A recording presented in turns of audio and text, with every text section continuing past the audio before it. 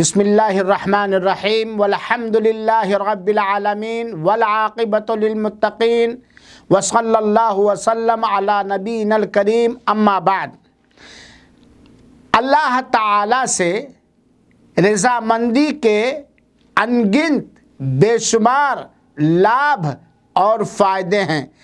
سب سے بڑا فائدہ یہ ہے کہ جب کوئی بندہ اللہ تعالیٰ سے اس طرح راضی اور خوش ہوتا ہے جس طرح اللہ تعالیٰ سے راضی اور خوش ہونے کا حق ہے، تو بندہ ہر حال میں، خوشی میں، غمی میں ہمیشہ مسرور ہوتا ہے اور اللہ تعالیٰ کے ہر فیصلے کو کشادہ دلی کے ساتھ قبول کر کے اس کا استقبال کرتا ہے۔